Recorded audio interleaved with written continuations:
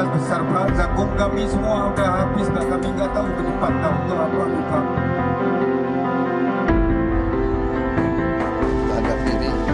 Hadapi musibah dengan tabah dan dengan solidaritas, semuanya kompak kita atasi. Ya. Negara kita kuat sekarang, mampu untuk mengatasi.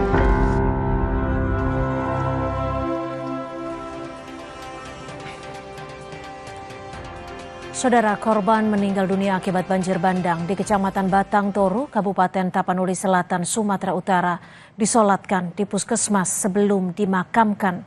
Sejumlah jenazah dikubur secara massal karena tidak diketahui identitasnya.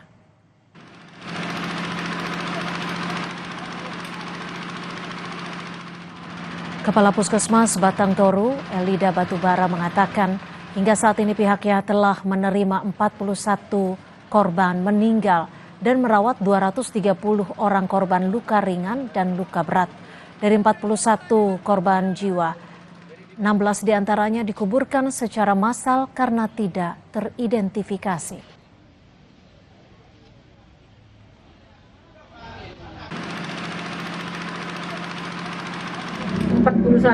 Orang ya, yang 16 itu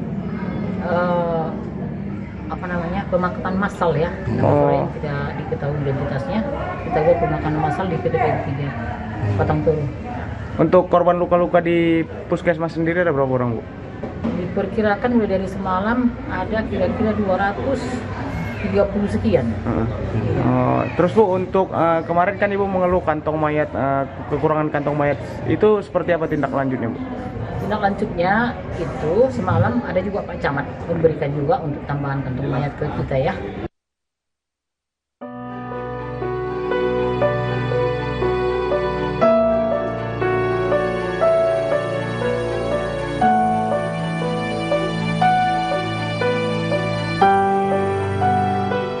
Penyelamatan seorang anak balita yang sedang sakit di Kecamatan Juli, Kabupaten Biren, Aceh berlangsung dramatis.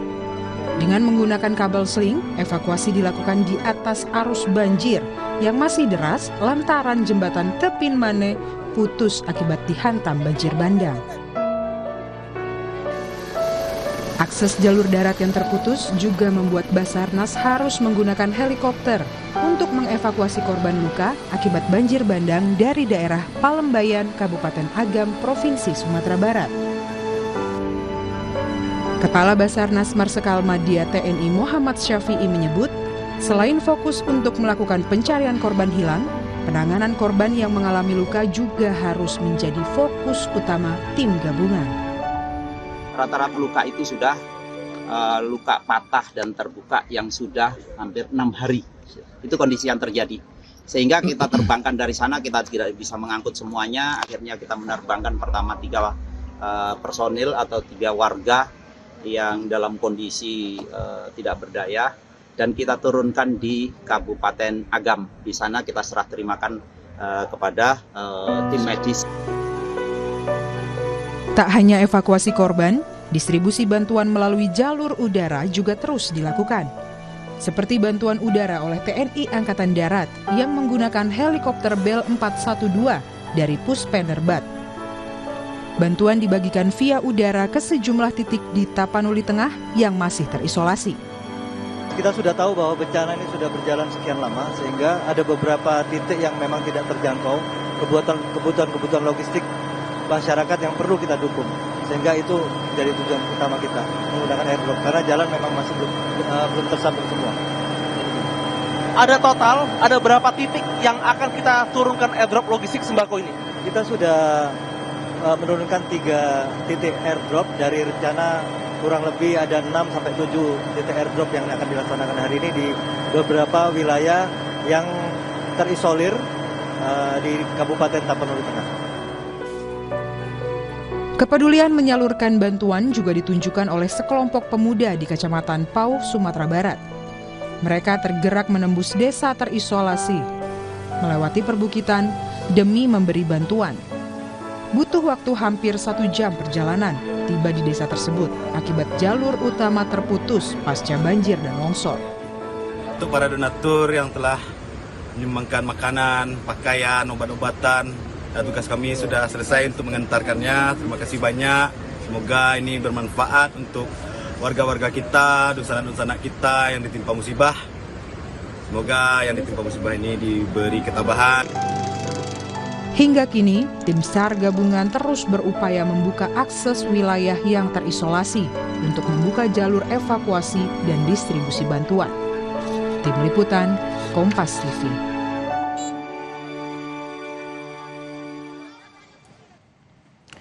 Saudara, distribusi bantuan dan evakuasi korban via udara masih terus dilakukan mengingat sejumlah lokasi masih terisolasi dampak dari banjir dan juga longsor yang terjadi. Lalu bagaimana proses distribusi bantuan lewat udara ini dilakukan?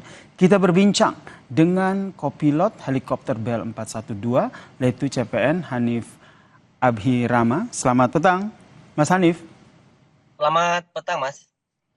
Mas Hanif, kalau kita lihat ini sedang kami tampilkan juga di layar Kompas TV bagaimana proses distribusi bantuan ke lokasi-lokasi yang masih terisolasi. Bisa diceritakan seperti apa jalannya distribusi ini?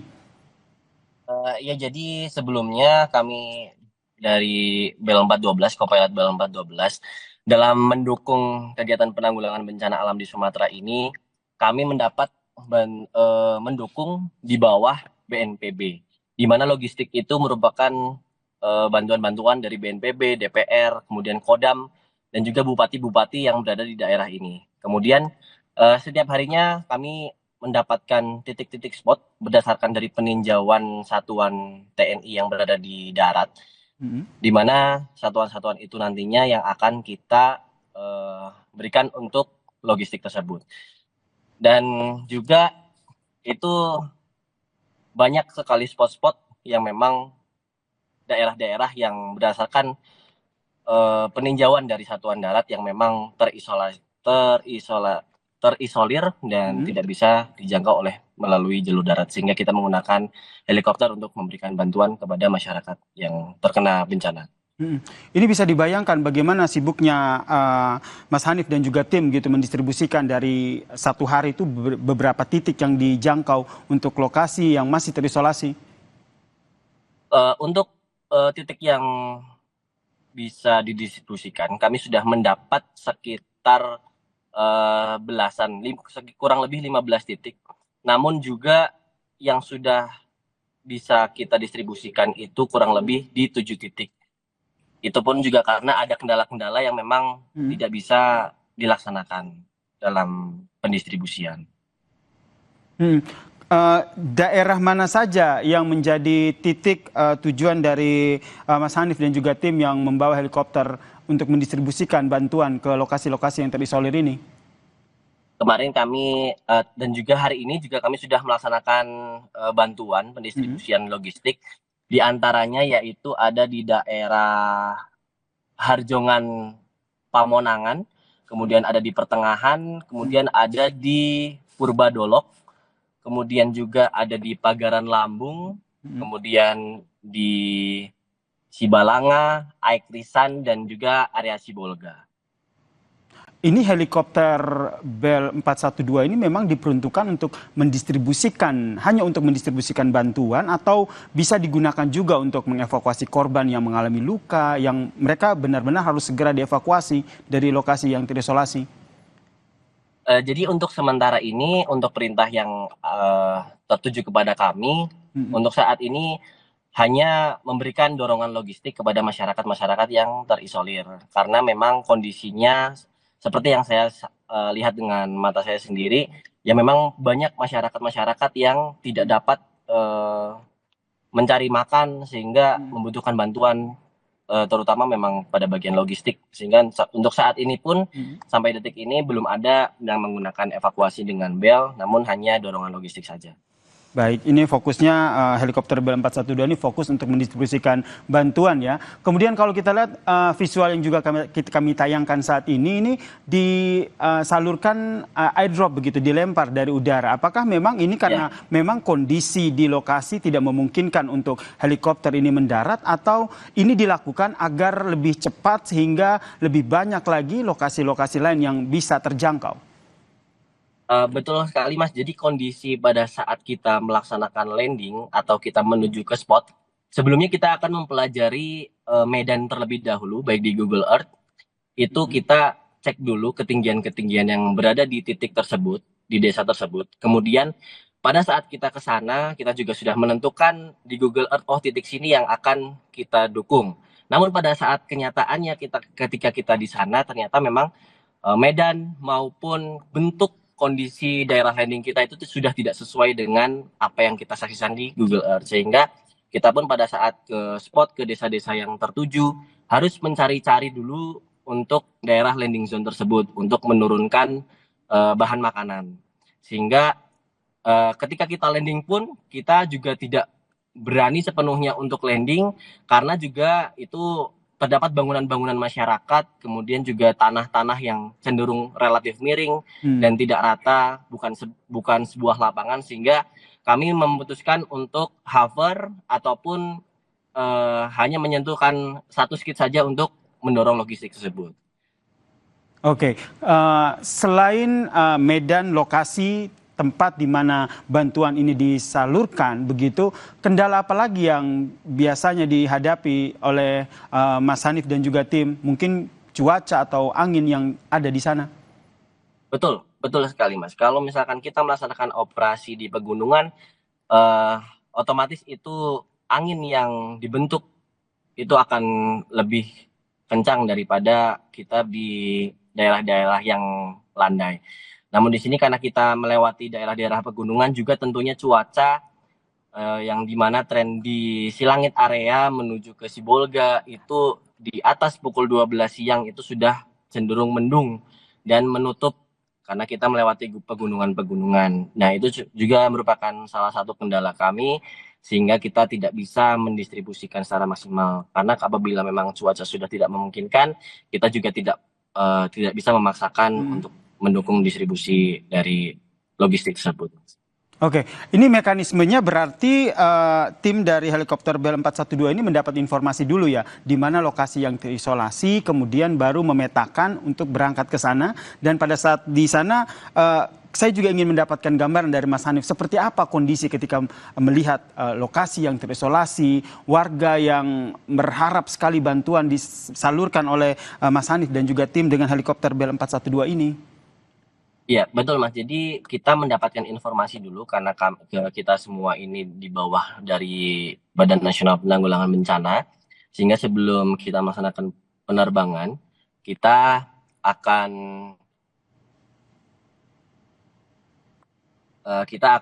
diberikan terlebih dahulu spot untuk desa-desa yang terisolir. Kemudian kita juga pada saat ke sana, kita harus mencari landing zone di mana terdapat lapangan terbuka. Dan itu Mas, ketika mungkin masyarakat mendengar suara helikopter datang, itu memang sangat antusias Mas. Kami pun dari atas melihat masyarakat sekitar ya memang kasihan, namun tetap kita harus membawa load yang sesuai dengan kapasitas helikopter. Karena kita juga punya batas kemampuan dari helikopter itu sendiri, sehingga terbatas dalam pembawaan untuk helikopter tersebut. Dalam satu kali mendrop atau mendistribusikan bantuan ke lokasi yang terisolasi ini, kira-kira berapa bantuan logistik yang dibawa? Kalau untuk Bell 412 itu sekitar 500 sampai 600 kg. 500 sampai 600 kg ya. Ini Mas, berarti proses distribusi melalui udara ini masih terus dilakukan ya, Mas Hanif? Betul. Esok hari. Untuk saat ini juga masih terus dilakukan dan besok juga kami masih terus melakukan dorongan logistik karena di sini juga di Bandara Silangit masih banyak logistik yang memang harus kita distribusikan. Baik, doa kita bersama Mas Hanif, semoga Mas Hanif dan juga tim yang melakukan distribusi bantuan via udara ini dapat terus melakukan distribusinya dengan lancar dan juga aman. Terima kasih Letu CPN Hanif Abhirama, kopilot dari helikopter Bell 412 telah berbagi ceritanya di Kompas Petang. Salam sehat. Terima kasih Mas. Dan saudara, informasi lainnya masih akan kami hadirkan selepas jeda. Hingga hari ini, tim gabungan masih melakukan pencarian korban banjir di Padang, Sumatera Barat. Penyisiran juga dilakukan sepanjang bibir dan aliran sungai.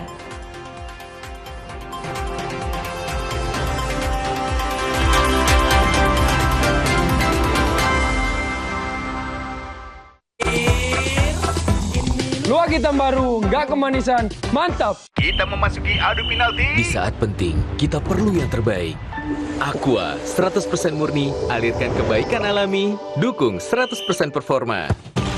Aqua, 100% murni, pilihan timnas Indonesia. Kak Srido sekarang sibuk apa? Sabtu Minggu ada game